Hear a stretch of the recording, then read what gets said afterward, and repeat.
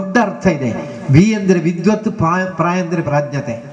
ಅದೆರಡು ಕೂಡ ಯಾವತ್ತೂ ಒಂದೇ ಆಗ್ಲಿಕ್ಕಿಲ್ಲ. ವಿದ್ವತ್ ಎಂಬುದು ಯಾವುದೆಂದರೆ ತಾನು ಗ್ರಂಥಗಳನ್ನು ನೋಡಿ ಕಲಿತಿರುವಂಥದ್ದು. 5 ವರ್ಷಗಳ ಕಾಲ ಡಾಕ್ಟರ್ ಆಗ್ಲಿಕ್ಕೋಸ್ಕರವಾಗಿ MBBS ಕಲಿತಂತ ವಿದ್ಯಾರ್ಥಿನಿಯರು ಅದರ ನಂತರ 1 ವರ್ಷ ಹೌಸ್ ಸರ್ಜನ್ ಆಗಿ ಕೆಲಸ ಮಾಡಬೇಕು. ಈ ಕಲಿತಿರುವಂಥದ್ದನ್ನ ಅವರ ಆಚರಣೆಗೆ ತರಬೇಕು ಅಂತಾದ್ರೆ, ಅನುಷ್ಠಾನಕ್ಕೆ ತರಬೇಕು ಅಂತ ಆದ್ರೆ ಅದಕ್ಕೆ ಪ್ರಾಕ್ಟಿಕಲ್ ನಾಲೆಜ್ ಅಂತ ಹೇಳ್ತೇವೆ ಇವತ್ತಿನ ಭಾಷೆಯಲ್ಲಿ. ಆ ಕ್ರಿಯಾತ್ಮಕವಾಗಿರತಕ್ಕಂಥ ವಿಚಾರಗಳು ತಿಳಿದಿರಬೇಕು. ಅನುಭವ, ಯಾವುದೇ ಒಂದು ವಸ್ತುವನ್ನ ನಾವು ಯಾವ ರೀತಿ ಉಪಯೋಗ ಮಾಡಿದರೆ ಅದರಿಂದ ಸಿಗುವಂತ ಫಲಿತಾಂಶ ಏನು ಎಂಬುದರ ಬಗ್ಗೆ ಪರಿಪೂರ್ಣವಾಗಿರುವಂತಹ ಅನುಭವ ಉಳ್ಳವರಾಗಿರಬೇಕು. ಅಂತಹ ವಿದ್ವತ್ ಮತ್ತು ಪ್ರಾಜ್ಞತೆ ಇರುವಂತ ಯಾವ ಶ್ರೇಷ್ಠರಿದ್ದಾರೋ ಅವರಿಗೆ ನಾವು ಆ ಭೂಮಿಯಲ್ಲಿ ಅವರು ಊಟವನ್ನ ಮಾಡಬೇಕು. ಊಟ ಮಾಡಿ ಅವರು ಹೊಟ್ಟೆ ತುಂಬಿ ಅವರ ಎಂಜಲ ಆ ಭೂಮಿಗೆ ಬೀಳಬೇಕು ಅಂತ ಶಾಸ್ತ್ರ ಬೋಧಿಸಿತು. ನಂತರ ಅದಕ್ಕೆ ಪಂಚಗವ್ಯ ಪ್ರೋಕ್ಷಣೆಯನ್ನ ಮಾಡಿ ಮತ್ತೆ ನಾವು ದೇವಾಲಯದ ನಿರ್ಮಾಣವನ್ನು ಮಾಡಬೇಕು. ಏನು ಪಂಚಗವ್ಯ ಎಂದರೆ ಬಹಳ ಸುಲಭದಲ್ಲಿ ನಮಗೆ ಈಗ ಉತ್ತರ ಸಿಗ್ತದೆ. ಒಂದಷ್ಟು ದನದ ಮೂತ್ರ ಮತ್ತೆ ಸೆಗಣಿ ಮತ್ತೆ ಹಾಲು, ಮೊಸರು, ತುಪ್ಪ ಇದು ಸೇರಿಸಿದ್ರೆ ಆಯ್ತು. ಕೆಲವೊಮ್ಮೆ ಅದು ಇಲ್ಲದೆಯೂ ಕೂಡ ಸುಧಾರಿಸುವಂತ ಕ್ರಮ ಉಂಟು. ಆದರೆ ಶಾಸ್ತ್ರ ಏನು ಬೋಧಿಸಿತು, ಅದನ್ನು ಸಮ್ಮಿಲನ ಮಾಡುವಂತ ಸಂದರ್ಭದಲ್ಲಿ ಅದು ಯಾವ ರೀತಿ ಇರಬೇಕು ಅಂತ ಹೇಳಿದೆ, ಎಷ್ಟೆಷ್ಟು ಪ್ರಮಾಣದಲ್ಲಿ ಯಾವುದನ್ನು ಸೇರಿಸಬೇಕು ಅಂತ ಹೇಳಿದೆ. ಆ ಪ್ರಮಾಣದಲ್ಲಿ ನಾವು ಸೇರಿಸಿದರೆ, ಒಬ್ಬರು ಧಾರ್ಮಿಕ ಉಪನ್ಯಾಸ ಮಾಡುವವರು ಅಂತ ವೇದಿಕೆಯಲ್ಲಿ ಮಾತನಾಡ್ತಾ ಕೇಳ್ತಾರೆ ತನ್ನ ಎದುರಿರುವಂತ ಬಂಧುಗಳ ಹತ್ರ, ನಿಮ್ಮ ದೇಹದಲ್ಲಿರತಕ್ಕಂಥ ದುರ್ವಾಸನೆಯನ್ನ ದೂರ ಮಾಡ್ಲಿಕ್ಕೆ ಏನಿದೆ ಅಂತ ಕೇಳುವಾಗ ಎಲ್ಲರೂ ಹೇಳ್ತಾರೆ. ಒಬ್ಬೊಬ್ರು ಒಂದೊಂದು ಕಂಪನಿ ಹೇಳಿದ್ರು. ಒಬ್ರು ಹೇಳಿದ್ರು ಕುಟ್ಟಿಕೂರ ಸೋಪ್ ಇದೆ, ಒಬ್ಬರು ಹೇಳಿದ್ರು ಪಿಯರ್ಸ್ ಸೋಪ್ ಇದೆ, ಮತ್ತೊಬ್ರು ಹೇಳ್ತಾರೆ ಲೈಫಾಯ್ ಸೋಪ್ ಇದೆ, ಮತ್ತೊಬ್ರು ಹೇಳ್ತಾರೆ ಲಕ್ಸ್ ಇದೆ, ಹಮಾಮ್ ಇದೆ ಅಂತ ತುಂಬಾ ಕಂಪನಿಗಳ ಹೆಸರು ಬಂತು. ಕೂಡಲೇ ಅವರು ಕೇಳ್ತಾರೆ, ನಿಮ್ಮ ಶರೀರದ ಒಳಗಿರುವಂತ ದುರ್ವಾಸನೆಯನ್ನು ದೂರ ಮಾಡಲಿಕ್ಕೆ ಯಾವ ಸಾಧನ ನಿಮ್ಮ ಹತ್ರ ಇದೆ ಅಂತ ಕೇಳುವಾಗ ಯಾರ ಹತ್ರ ಕೂಡ ಉತ್ತರ ಇಲ್ಲ. ಯಾರಿಗೂ ಗೊತ್ತಿಲ್ಲ ಉತ್ತರ. ಹೊರಗೆ ನಮ್ಮ ಶರೀರವನ್ನು ತೊಳಿಲಿಕ್ಕೆ ಬೇಕಾದಷ್ಟು ಸೋಪುಗಳು ನಮಗೆ ಮಾರ್ಕೆಟ್ನಲ್ಲಿ ಸಿಗ್ತದೆ. ನಮ್ಮ ಒಳಗೆ ತೊಳಿಲಿಕ್ಕೆ ಬೇಕಾಗಿರುವಂಥದ್ದು ಯಾವುದಿದೆ ಅಂತ ಕೇಳಿದ್ರೆ, ಇಡೀ ಪ್ರಪಂಚದಲ್ಲಿ ಅತ್ಯಂತ ಶ್ರೇಷ್ಠವಾಗಿ ಮನುಷ್ಯನ ಆಂತರಿಕವಾಗಿರುವಂಥ ಅಶುದ್ಧಿಯನ್ನು ದೂರೀಕರಿಸಲಿಕ್ಕಿರುವಂಥ ಒಂದು ಪರಮ ಪವಿತ್ರವಾಗಿರುವಂಥ ದಿವ್ಯವಾಗಿರುವಂಥ ಸಾಧನೆ ಯಾವುದೇ ಅಂದರೆ, ಭಾರತೀಯ ಗೋತಳಿಗಳಿಂದ ದೊರಕಿರುವಂಥ ಯಾವ ಗೋಮೂತ್ರ ಇದೆಯೋ, ಸೆಗಣಿ ಇದೆಯೋ, ಆ ದನದ ಹಾಲು, ಆ ದನದ ಹಾಲಿನಿಂದ ಮಾಡಿರುವಂತ ಮೊಸರು, ಆ ಮೊಸರಿನಿಂದ ಮಾಡಿರುವಂತ ತುಪ್ಪ, ಇದನ್ನು ಗಾತ್ರ ಸಮೇತವಾಗಿ ಆ ಪ್ರಮಾಣ ಸಹಿತವಾಗಿ ನಾವು ಸಮ್ಮಿಲನ ಮಾಡಿ ಅದನ್ನ ನಾವು ಸ್ವೀಕಾರ ಮಾಡಿದರೆ ನಮ್ಮ ಶರೀರಕ್ಕೆ ಬರುವಂತ ಮಹಾವ್ಯಾಧಿಗಳು ದೂರ ಆಗ್ತದೆ. ನಮ್ಮ ಶರೀರದಲ್ಲಿರುವಂತ ಮಾಲಿನ್ಯ ಎಲ್ಲವೂ ಕೂಡ ದೂರ ಆಗ್ತದೆ. ಇವತ್ತು ಡಾಕ್ಟರ್ಸ್ ಹೇಳುವ ರೀತಿಯಲ್ಲಿ ಯಾವ ಟಾಕ್ಸಿನ್ ಇದೆಯೋ ಆ ಟಾಕ್ಸಿನ್ ಅನ್ನ ದೂರೀಕರಿಸಲಿಕ್ಕೆ ಬೇಕಾಗಿ ನಾವು ಮೆಡಿಕಲ್ಗೆ ಹೋಗಿ ಮಾತ್ರೆ ತೆಗೆದು, ಯಾವುದೇ ಮೆಡಿಕಲ್ನವರು ಬೇಸರ ಮಾಡಬೇಡಿ, ಮೆಡಿಕಲ್ನವರಿಗೆ ಬೇಸರ ಆಗಲಿಕ್ಕೆ ಬೇಕಾಗಿ ಹೇಳೋದಲ್ಲ, ನಾವು ಮಾತ್ರೆ ತೆಗೆಯುವುದಕ್ಕೆ ಬದಲಾಗಿ ನಮ್ಮ ಶಾರೀರಿಕವಾಗಿರುವಂಥ ಶುದ್ಧಿಯನ್ನು ಮಾಡಿಕೊಂಡ್ರೆ ನಮಗೆ ಆರೋಗ್ಯವಂತರಾಗಿ ಜೀವಿಸಲಿಕ್ಕೆ ಸಾಧ್ಯ ಇದೆ.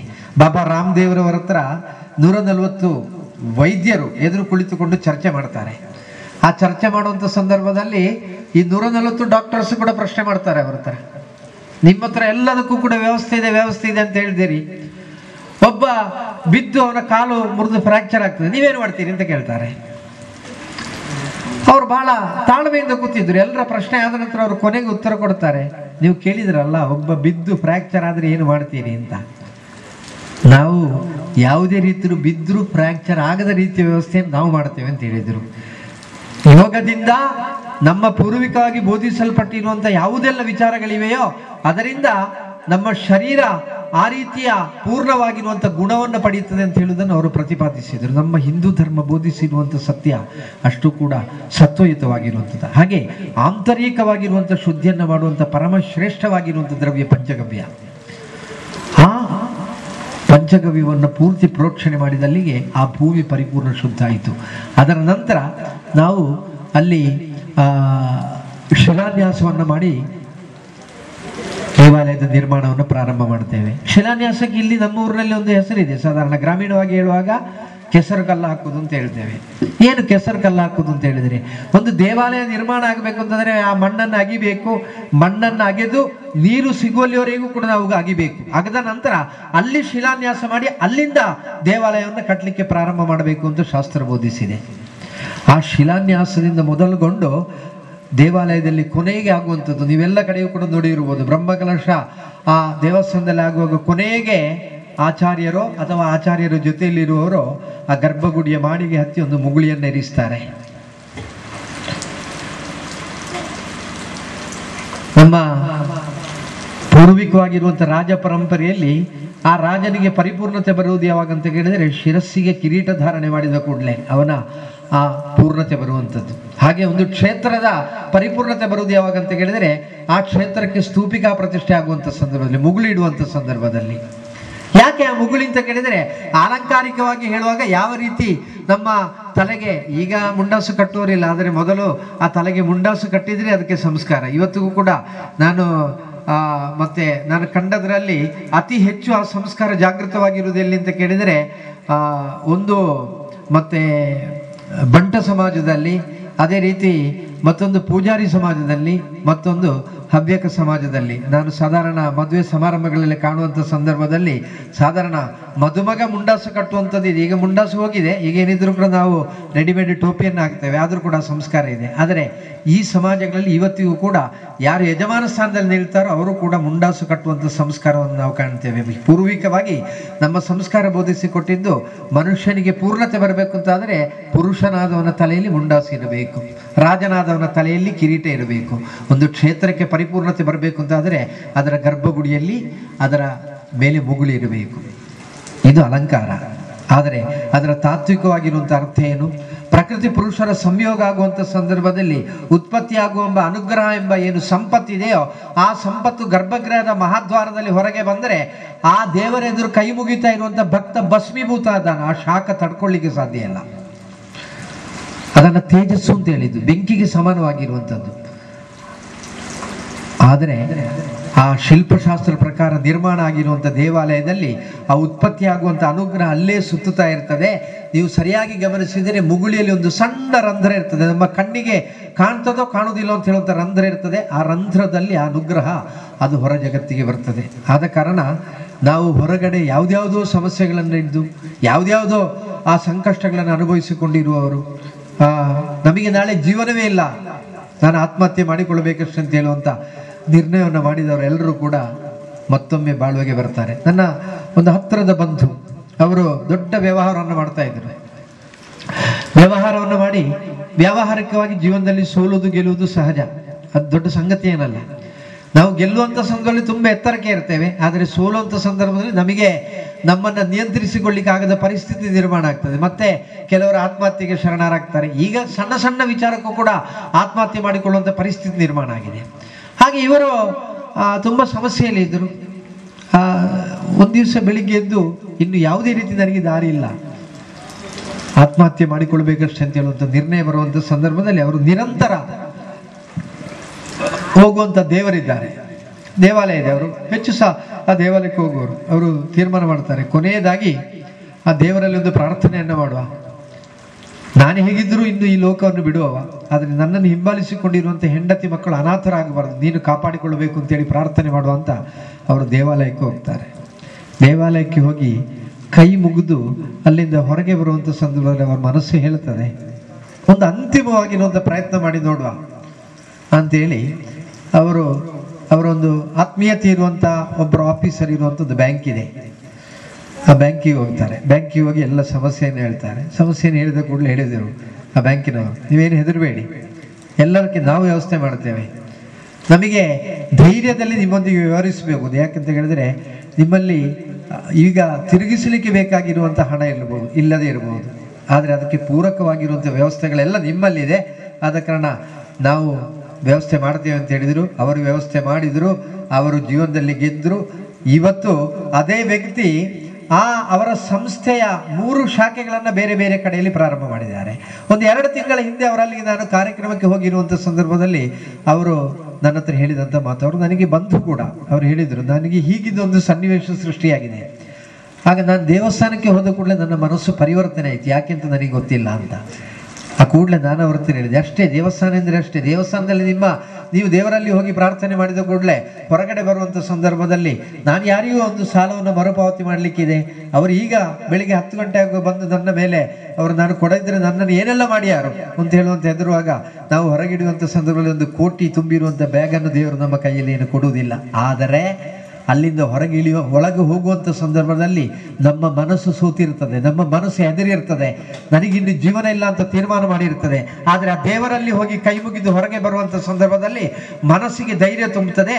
ಈ ಸಮಸ್ಯೆಯನ್ನು ಮೀರಲಿಕ್ಕೆ ನಾನು ಯಾವ ದಾರಿಯನ್ನು ಉಪಕ್ರಮಿಸಬೇಕೆಂಬ ಚಿಂತನೆ ನಮ್ಮಲ್ಲಿ ಜಾಗೃತವಾಗ್ತದೆ, ಅಪೂರಕವಾಗಿರುವಂಥ ಶಕ್ತಿ ಬರ್ತದೆ. ಇವತ್ತು ವಿಜ್ಞಾನಿಗಳು ಅದನ್ನೇ ಹೇಳಿದರು, 2 ಹೆಸರು ಅದಕ್ಕೆ. ಒಂದು ಪ್ರಪಂಚದಲ್ಲಿರುವಂಥ ನೆಗೆಟಿವ್ ಎನರ್ಜಿ, ಮತ್ತೊಂದು ಪ್ರಪಂಚದಲ್ಲಿರುವಂಥ ಪಾಸಿಟಿವ್ ಎನರ್ಜಿ. ನೆಗೆಟಿವ್ ಎನರ್ಜಿ ನಮ್ಮಲ್ಲಿ ಇದೆ ಅಂತ ಆದರೆ ನಾನು 10 ವರ್ಷದಿಂದ ನಾನು ಕನ್ನಡದಲ್ಲಿ ಮಾತನಾಡಲೇ ಇಲ್ಲ, ನನಗೆ ಕನ್ನಡದಲ್ಲಿ ಮಾತನಾಡಲಿಕ್ಕೆ ಸಾಧ್ಯ ಇಲ್ಲ ಎಂಬ ಚಿಂತನೆಯೊಂದಿಗೆ ವೇದಿಕೆ ಎದುರು ಬಂದು ನಿಲ್ಲುವಂಥ ಪರಿಸ್ಥಿತಿ ನಿರ್ಮಾಣ ಆಗಬಹುದು. ಆದರೆ ಪಾಸಿಟಿವ್ ಎನರ್ಜಿ ತುಂಬಿದೆ ಅಂತ ಆದರೆ ನನಗೆ ಕನ್ನಡದಲ್ಲಿ ಮಾತನಾಡಲಿಕ್ಕೆ ಸಾಧ್ಯವೇ ಇಲ್ಲ ಅಂತ ತೀರ್ಮಾನ ಮಾಡಿದವರು ಎಲ್ಲಿಯೂ ಕೂಡ ಒಂದು ಇಂಗ್ಲಿಷ್ ಪದವನ್ನು ಸೇರಿಸದೆ ನನ್ನ ಸಹೋದರಿ ಈ ವೇದಿಕೆಯಲ್ಲಿ ಮಾತನಾಡಿದಲ್ಲಿ ಕನ್ನಡದಲ್ಲಿ ಮಾತನಾಡಲಿಕ್ಕೆ ಇರುವಂಥ ಶಕ್ತಿ ಪ್ರಾಪ್ತವಾಗ್ತದೆ. ಜೀವನದಲ್ಲಿ ಯಾವತ್ತೂ ಕೂಡ ಆತ್ಮಸ್ಥೈರ್ಯ ಇರಬೇಕು. ಆ ಆತ್ಮಸ್ಥೈರ್ಯವನ್ನು ತುಂಬುವಂಥದ್ದು ದೇವಾಲಯ. ಇವತ್ತು ಹಿಂದೂ ಸಮಾಜ ಸೋಲಿಕ್ಕಿರುವಂಥ ಕಾರಣ ಏನು? ನಮ್ಮಲ್ಲಿ ಎಲ್ಲವೂ ಇದೆ. ಭಾರತ ದೇಶದಲ್ಲಿ ಏನಿದೆ ಎಂಬ ಪ್ರಶ್ನೆ ಮಾಡುವವರಿಗೆ ನಾವು ಕೊಡಬೇಕಾದಂಥ ಉತ್ತರ, ಭಾರತ ದೇಶದಲ್ಲಿ ಏನಿಲ್ಲ ಎಂಬ ಉತ್ತರವನ್ನು ನಾವು ಕೊಡಬೇಕು. ಭಾರತ ದೇಶದಲ್ಲಿ ಎಲ್ಲವೂ ಇದೆ, ಸರ್ವ ಸಂಪನ್ನವಾಗಿರುವಂಥ ಭಾರತ ದೇಶ. ಆದರೆ ನಾವು ಹೇಗಿದ್ದೇವೆ? ಒಬ್ಬ ಹಿರಿಯ ಕವಿ ಒಂದು ಕವಿತೆಯನ್ನು ಹಾಡ್ತಾರೆ ಬಹಳ ನೋವಿನಿಂದ. 3,000 100 ಮಂದಿರ ದೈವ ಸಾಸಿರವಿದ್ದರೆ, ಗಂಗೆ ಇದ್ದರೆ, ತುಂಗ ಇದ್ದರೆ, ವರ ಹಿಮಾಲಯವಿದ್ದರೆ, ವೇದವಿದ್ದರೆ, ಶಾಸ್ತ್ರವಿದ್ದರೆ, ಸ್ಮೃತಿ ಪುರಾಣಗಳಿದ್ದರೆ, ಏನು ಸಾರ್ಥಕ ಮನೆಯ ಮಕ್ಕಳು ಮಲಗಿ ನಿದ್ರಿಸುತ್ತಿದ್ದರೆ ಅಂತ. ಭಾರತದಲ್ಲಿ ಏನಿಲ್ಲ, ಎಲ್ಲವೂ ಇದೆ. ಆದರೆ ಅದೆಲ್ಲವನ್ನು ಕೂಡ ಉಪಯೋಗಿಸಬೇಕಾದವರು, ಅದೆಲ್ಲವನ್ನು ಕೂಡ ಇಡೀ ಪ್ರಪಂಚಕ್ಕೆ ಕೊಡಬೇಕಾದವರು, ಅದರ ಬಗ್ಗೆ ತಾತ್ವಿಕವಾಗಿ ಅಧಿಕೃತವಾಗಿ ಮಾತನಾಡಬೇಕಾದವರು ಎಲ್ಲರೂ ಕೂಡ ಇವತ್ತು ಮಲಗಿ ನಿದ್ರಿಸುತ್ತಾ ಇರುವ ಕಾರಣ ನಮ್ಮೆಲ್ಲ ಲೆಕ್ಕಾಚಾರ ಯಾವುದೆಂದರೆ, ದೇವಸ್ಥಾನ ಎಂದರೆ ಏನು? ದೇವಸ್ಥಾನ ನಮ್ಮ ಸ್ವಾರ್ಥಕ್ಕೋಸ್ಕರವಾಗಿ ಮಾತ್ರ ನಾವು ಉಪಯೋಗ ಮಾಡ್ತಾ ಇದ್ದೇವೆ. ಪುತ್ತೂರು ಮಹಾಲಿಂಗೇಶ್ವರ ಕ್ಷೇತ್ರದಲ್ಲಿ ಬ್ರಹ್ಮಕಲಶ ಆಗುವಂಥ ಸಂದರ್ಭದಲ್ಲಿ ನನ್ನ ಜೊತೆಯಲ್ಲಿ ಶ್ರೇಷ್ಠ ವಿದ್ವಾಂಸರು, ಒಳ್ಳೆಯ ಮತ್ತೆ ಒಂದು ಹೆಸರಿರುವಂಥ ವ್ಯಕ್ತಿ ಪಂಜ ಭಾಸ್ಕರ ಭಟ್ ಅಂತ ಇದ್ದಾರೆ. ಅವರು ಜ್ಯೋತಿಷ್ಯರು, ಅವರು ಒಳ್ಳೆ ವೈದಿಕ, ಅದೇ ರೀತಿ ತಾಂತ್ರಿಕವಾಗಿ ಕೂಡ ತುಂಬ ಅಧ್ಯಯನ ಮಾಡಿರುವವರು. ಎಲ್ಲ ಈ 3 ಶಾಸ್ತ್ರಗಳಲ್ಲಿ ಕೂಡ ಬೇಕಾದಷ್ಟು ಪ್ರಾವೀಣ್ಯತೆಯನ್ನು ಹೊಂದಿರುವಂಥ ವ್ಯಕ್ತಿ. ಅವರು ನನ್ನ ಹತ್ರ ಒಂದು ವಿನಂತಿಯನ್ನು ಮಾಡ್ತಾರೆ, ನನಗೆ ನಿಮ್ಮೊಂದಿಗೆ ಒಂದು ಬ್ರಹ್ಮಕಲಶದಲ್ಲಿ ಭಾಗವಹಿಸಬೇಕು ಅಂತ ಉಂಟು, ನೀವು ಯಾವುದನ್ನು ಮಾಡ್ತೀರಿ ಅಂತೇಳಿ ನಿಮಗೆ ಆಗುವಂಥದ್ದನ್ನು ನಾನು ನಿಮಗೆ ತೀರ್ಮಾನ ಮಾಡ್ತೇನೆ ಅಂತ. ಹಾಗೆ ಅವರೊಂದು ಆರಿಸಿಕೊಂಡ್ರು. ಆ ರೀತಿ ಅವರು ಪಾರಾಯಣ ಮಾಡಲಿಕ್ಕೆ ಬಂದರು. ಅವರು ನಿಜವಾಗಿ ಬಂದದ್ದು ಒಂದು ನಮ್ಮ ಕೇರಳೀಯ ಸಂಪ್ರದಾಯದಲ್ಲಿರುವಂಥ ಬ್ರಹ್ಮಕಲಶಗಳ ಅಧ್ಯಯನ ಮಾಡಬೇಕು. ಮತ್ತು ಅವರು ದೇಶದ ನಾನಾ ಭಾಗಗಳಲ್ಲಿ ಸಂಚರಿಸಿದ್ದಾರೆ. ಒಂದೊಂದು ಪ್ರದೇಶದಲ್ಲಿರುವಂಥ ಭಕ್ತರ ಸ್ಥಿತಿ ಹೇಗಿದೆ, ಆ ದೇವಾಲಯದ ವ್ಯವಸ್ಥೆ ಹೇಗಿದೆ ಎಂಬುದನ್ನು ಅಧ್ಯಯನ ಮಾಡುವವರು. ಸ್ವಲ್ಪ ರಸಿಕನು ಅವರು. ಒಂದು ದಿವಸ ಸಂಜೆ ನಾವು ಹೀಗೆ ಕೂತು ನಾವು ಈ ಸಂಜೆ ಹೊತ್ತು ಉಪಹಾರವನ್ನು ಮಾಡ್ತಾ ಇದ್ದೇವೆ. ಆಗ ಅವರು ಕೇಳ್ತಾರೆ, ತಂತ್ರಿಗಳೇ, ನಾನು ದೇಶದ ಬೇರೆ ಬೇರೆ ದೇವಾಲಯಗಳಿಗೆ ಹೋಗಿದ್ದೇನೆ, ಕರ್ನಾಟಕ ರಾಜ್ಯದಲ್ಲಿ ಬೇರೆ ಬೇರೆ ದೇವಾಲಯಗಳಲ್ಲಿ ಹೋಗಿದ್ದೇನೆ. ಆದರೆ ಪುತ್ತೂರು ಮಹಾಲಿಂಗೇಶ್ವರನ ಸನ್ನಿಧಿಯಲ್ಲಿ ಬಂದು ಎಲ್ಲ ಭಕ್ತರು ಕೂಡ ದೇವರ ಎದುರು ಕೂತು, ಡಾಕ್ಟರ್ ಸುಬ್ರಾಯ ಭಟ್ರು ದೇವರ ಎದುರಿಗೆ ಪ್ರಾರ್ಥನೆ ಮಾಡ್ತೀರಂತ ಗೊತ್ತಿಲ್ಲ ನನಗೆ, ಅವರು ಕೂಡ ಪುತ್ತೂರಲ್ಲೇ ಇರುವವರು.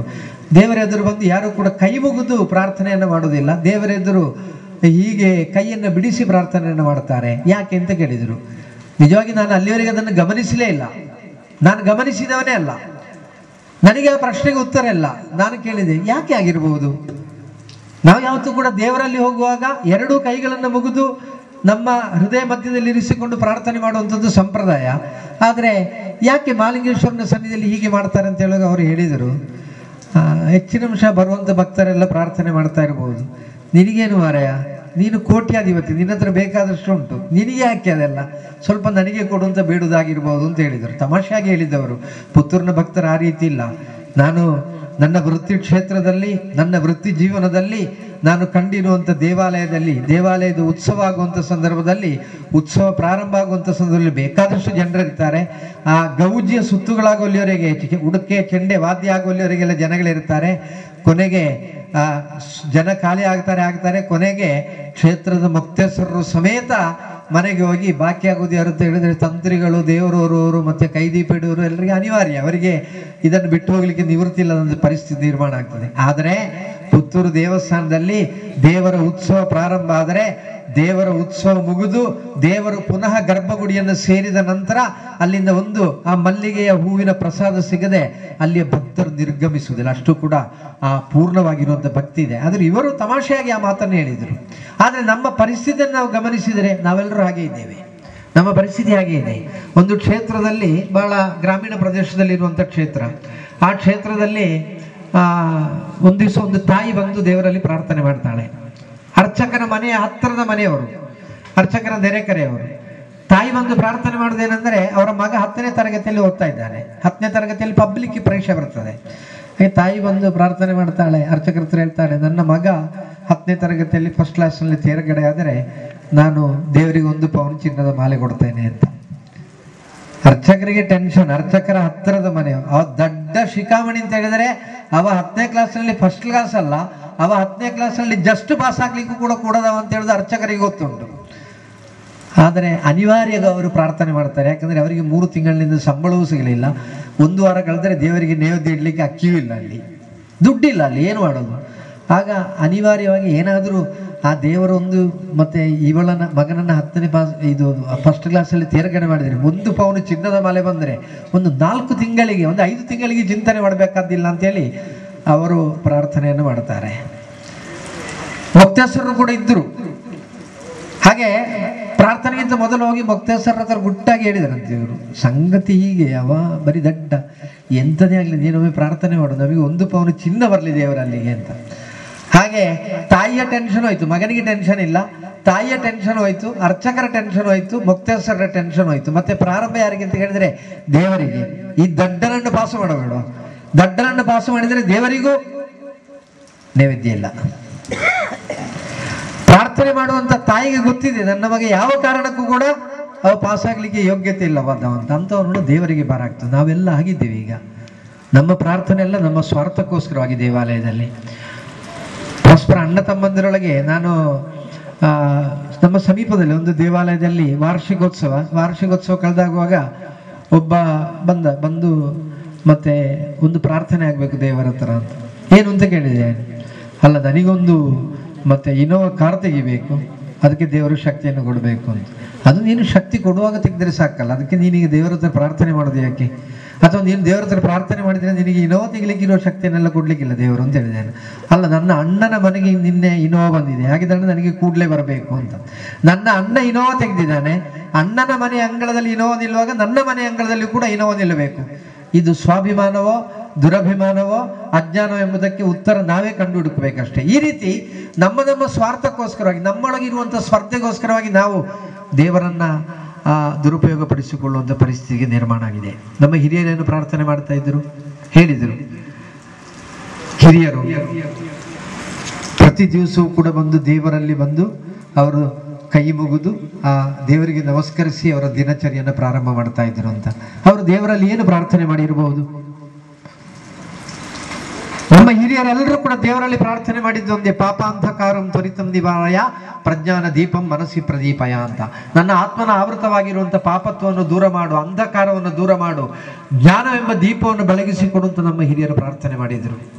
ಆ ರೀತಿ ನಮ್ಮ ಜ್ಞಾನವನ್ನು ಉದ್ದೀಪನಗೊಳಿಸಲಿಕ್ಕೋಸ್ಕರವಾಗಿರುವಂಥ ಪವಿತ್ರವಾಗಿರುವಂಥ ಕೇಂದ್ರ ಕ್ಷೇತ್ರ, ಅಲ್ಲಿ ನಾವು ಬಂದು ಪ್ರಾರ್ಥನೆಯನ್ನು ಮಾಡುವಾಗ ದೇವರ ಹತ್ರ ನಮ್ಮ ಕಷ್ಟವನ್ನು ಹೇಳಬೇಕಾದ ಅಗತ್ಯ ಇಲ್ಲ, ದೇವರ ಹತ್ರ ನಮ್ಮ ಸಮಸ್ಯೆಯನ್ನು ಹೇಳಬೇಕಾದ ಅಗತ್ಯ ಇಲ್ಲ, ನಾಳೆ ನಾನು ಏನಾಗಬೇಕು ಅಂತ ಹೇಳಬೇಕಾದ ಅಗತ್ಯ ಇಲ್ಲ.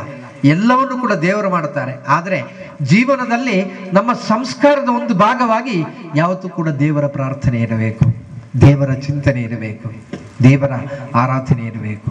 ಅದು ಅನುಸರಿಸಿಕೊಂಡು ಬಂದವರಿಗೆ ಯಾವತ್ತೂ ಕೂಡ ಜೀವನದಲ್ಲಿ ಪೂರ್ಣತೆ ಲಭಿಸ್ತದೆ, ಜೀವನದಲ್ಲಿ ನೆಮ್ಮದಿ ಸಿಗುತ್ತದೆ, ಜೀವನದಲ್ಲಿ ಅನಗತ್ಯವಾಗಿರುವಂಥ ಚಿಂತನೆಗಳು ಬರುವುದಿಲ್ಲ. ಆ ರೀತಿಯ ಸ್ಥಿತಿಯನ್ನು ನಮ್ಮ ಹಿರಿಯರು ಅನುಭವಿಸಿದ್ದಾರೆ. ಆದ್ದರಿಂದ ಹಿರಿಯರು ನಮಗೋಸ್ಕರವಾಗಿ ಇಂಥ ವೇದಿಕೆಗಳನ್ನ ನಿರ್ಮಾಣ ಮಾಡಿಕೊಟ್ಟಿದ್ದಾರೆ. ಆದರೆ ನಾವು ಎಡವಿ ಬಿದ್ದಿದ್ದೇವೆ. ನಾವು ಯಾರು ಎಂಬುದನ್ನು ಅರ್ಥವಿಸಿಕೊಳ್ಳಲಿಲ್ಲ, ಅಧ್ಯಯನವನ್ನು ಮಾಡಲಿಲ್ಲ, ಯಾತಕ್ಕೋಸ್ಕರವಾಗಿ ಅಂತ ಹೇಳುವಂಥ ಚಿಂತನೆಯನ್ನು ಮಾಡಲಿಲ್ಲ. ಇಲ್ಲಿ ನಮ್ಮಲ್ಲಿ ಇರುವಂಥ ಅನೇಕ ವೈರುಧ್ಯವಾಗಿರತಕ್ಕಂಥ ಭಾವನೆಗಳು. ನಾವು ಒಂದು ಕ್ಷೇತ್ರದ ಜೀರ್ಣೋದ್ಧಾರಕ್ಕೋಸ್ಕರವಾಗಿ ಪ್ರಾರಂಭ ಮಾಡುವಂಥ ಸಂದರ್ಭದಲ್ಲಿ ಒಂದು ಕುಟುಂಬಕ್ಕೆ ಸಂಬಂಧಪಟ್ಟಿರುವಂಥ ದೇವಾಲಯ, ಎಲ್ಲ ಊರಿನವರು ಕೂಡ ಅದಕ್ಕೆ ಸೇರಿದ್ದಾರೆ. ಆದರೆ ಯಾವತ್ತೂ ಕೂಡ ಒಂದು ಕುಟುಂಬಕ್ಕೆ ಸಂಬಂಧಪಟ್ಟಿರುವಂಥ ದೇವಾಲಯ ಆಗುವಾಗ ಆ ಕುಟುಂಬದವರು ಏನು ಮಾಡ್ತಾರೆ ಎಂಬ ಪ್ರಶ್ನೆ ಸಮಾಜದಲ್ಲಿ ಸಹಜವಾಗಿ ಇದ್ದೇ ಇರ್ತದೆ. ಅವರು ಸೇರುವಾಗ ಅವರ ಜೊತೆಯಲ್ಲಿ ಬಾಕಿ ಇರುವ ಸಮಾಜವು ಸೇರಿಕೊಳ್ತದೆ. ಹಾಗೆ ಸಭೆ ಸೇರಿ ಆಯಿತು. ಸಭೆ ಸೇರಿ ಆದ ಕೂಡಲೇ ವಾಗ್ದಾನವನ್ನು ಮಾಡಬೇಕು ಅಂತ ಆಯಿತು. ವಾಗ್ದಾನವನ್ನು ಮಾಡಬೇಕು ಅಂತ ಹೇಳುವಾಗ ಯಾರು ಮಾತಾಡ್ತಾ ಇಲ್ಲ. ಕೊನೆಗೆ ಒಬ್ಬರು ಸಭೆಯಲ್ಲಿ ಇದ್ದು ಹೇಳ್ತಾರೆ, ನಾನು ಯಾರ ಹೆಸರು ಹೇಳೋದಿಲ್ಲ, ಎಕ್ಸ್ ಅಂತ ಇಟ್ಟುಕೊಳ್ಳೋದು. ಅವರು ಎಕ್ಸ್ ಶುರುವಿಗೆ ಹೇಳಬೇಕು ಎಷ್ಟು ಕೊಡ್ತಾರೆ ಅಂತ ಹೇಳಬೇಕು ಅಂತ ಹೇಳಿದರು. ಆಗ ಆ ಸೂಚಿಸಿದಂಥ ವ್ಯಕ್ತಿ ಹೇಳಿದರು, ಅವರೇನೋ ಒಂದು ಅಮೌಂಟ್ ಹೇಳಿದರು, ಇಷ್ಟು ಕೊಡ್ತೇನೆ ನಾನು ಅಂತ. ಅದರ ನಂತರ ಸಾಲಾಗಿ ಒಬ್ಬೊಬ್ಬರು ಕೂಡ ಹೇಳಲಿಕ್ಕೆ ಶುರು ಮಾಡಿದರು. ಹಾಗೆ ಎರಡನೇವರು ಹೇಳುವಾಗ ಹೇಳಿದರು, ಅವನಿಗೆ 100 ಕಂಡಿ ಅಡಿಕೆ ಆಗ್ತದೆ, ಅವ 50,000 ರೂಪಾಯಿ ಕೊಡುವ ಕಾರಣ ನಾನು 25,000 ಕೊಡೋದು. ಯಾಕೆ? ನನಗೆ 50 ಕಂಡಿ ಅಡಿಕೆ ಮಾತ್ರ ಆಗುವುದು. ನಂತರದವನಿಗೆ ಬರುವಾಗ ಅದು ಮತ್ತೂ ಕೂಡ ಕಡಿಮೆ ಆಯಿತು. ನಂತರ ಕೊನೆಗೆ ಮುಟ್ಟುವಂಥ ಸಂದರ್ಭದಲ್ಲಿ ಈ ಅಡಿಕೆ ಲೆಕ್ಕಾಚಾರದಲ್ಲೇ ಕೊಡುವಂಥ ತೀರ್ಮಾನಗಳಾಯಿತು. ಆಗ ನನ್ನ ಹತ್ತಿರ ಕೂತವರೊಬ್ಬರು ಹೇಳಿದರು, ಇವರ ಒಂದು ಗತಿಗೆಟ್ಟೆ, ಇವರ ಅಡಿಕೆ ಬೇಡ, ಇವರ ಅಡಿಕೆಯ ಸಿಪ್ಪೆಯನ್ನು ಮಾರಿದರೆ ಇಂಥ 3 ದೇವಾಲಯಗಳನ್ನು ಕಟ್ಟಬಹುದು ಅಂತ ನನ್ನ ಹತ್ರ ಹೇಳಿದ್ರು. ನನ್ನ ಹತ್ರ ಕೂತ, ಅಡಿಕೆ ಮಾರೋದು ಬೇಡ, ಅಡಿಕೆಯ ಸಿಪ್ಪೆಯನ್ನು ಮಾಡಿದರೆ ಇಂಥ 3 ದೇವಾಲಯಗಳನ್ನು ಕಟ್ಟುವಂಥ ತಾಕತ್ತಿದೆ ಅವರಿಗೆ ಅಂತ. ಆದರೂ ನಮ್ಮಲ್ಲಿ ಸ್ಪರ್ಧೆ. ಯಾಕೆಂದರೆ ಅವ ಎಷ್ಟು ಕೊಡ್ತಾನೆ ಅದನ್ನು ಲೆಕ್ಕ ಹಾಕಿಕೊಂಡು ನಾನು ಕೊಡುವಂಥ ಪರಿಸ್ಥಿತಿಗೆ ನಾವು ಬರ್ತೇವೆ. ಯಾವತ್ತೂ ಕೂಡ ದೇವರಲ್ಲಿಗೆ ಆ ಚಿಂತನೆಗಳ ಅಗತ್ಯ ಇಲ್ಲ. ನಾವು ಏನೇ ಗಳಿಸಿದ್ರು ಕೂಡ ಅದೆಲ್ಲವೂ ಕೂಡ ಉಳಿಬೇಕು ಅಂತಾದ್ರೆ ದೇವರು ತೀರ್ಮಾನ ಮಾಡಬೇಕು. ನಾವು ಗಳಿಸುವಂಥದ್ದು ನಮ್ಮ ಕೈಗೆ ಲಭ್ಯ ಆಗಬೇಕು ಅಂತಾದ್ರೂ ಕೂಡ ದೇವರು ತೀರ್ಮಾನ ಮಾಡಬೇಕು. ಅಥವಾ ನಾವು ಗಳಿಸಿ ನಾವು ಕೂಡಿಟ್ಟಿರುವಂಥ ಸಂಪತ್ತು ನಮ್ಮಲ್ಲಿ ಉಳಿಬೇಕು ಅಂತಾದ್ರೂ ಕೂಡ ದೇವರು ತೀರ್ಮಾನ ಮಾಡಬೇಕು. ಕ್ಷಣಿಕವಾಗಿ ಅದು ನಮ್ಮ ಕೈ ಬಿಟ್ಟು ಹೋಗುದಿದ್ರು ಕೂಡ ದೇವರು ತೀರ್ಮಾನ ಮಾಡ್ತಾರೆ. ನಾವು ಕೇರಳದಲ್ಲಿ ಪ್ರಳಯ ಬಂದ ಕಥೆಯನ್ನು ನಾವು ಕೇಳಿದ್ದೇವೆ, ನೋಡಿದ್ದೇವೆ, ಅನುಭವಿಸಿದ್ದೇವೆ. ಆ ಪ್ರಳಯ ಬಂದಂಥ ಊರಿನಲ್ಲಿ ಒಬ್ಬಾಕೆ ಮಹಿಳೆ, ಅವರು ವಿದೇಶದಲ್ಲಿದ್ದದ್ದು. ಅವರು ವಿದೇಶದಿಂದ ಬರುವಂಥ ಸಂದರ್ಭದಲ್ಲಿ ಒಂದು ಕಾರಣ ತರ್ತಾರೆ ಭಾರತಕ್ಕೆ. ಅದು ಈ ಭಾರತದ ಯಾವ ರಸ್ತೆಯಲ್ಲಿ ಕೂಡ ಓಡ್ಲಿಕ್ಕಿಲ್ಲ, ಅಂದರೆ ಆ ವಿದೇಶದಲ್ಲಿ ಮಾತ್ರ ತುಂಬ ಉದ್ದ ಉಂಟಂತೆ.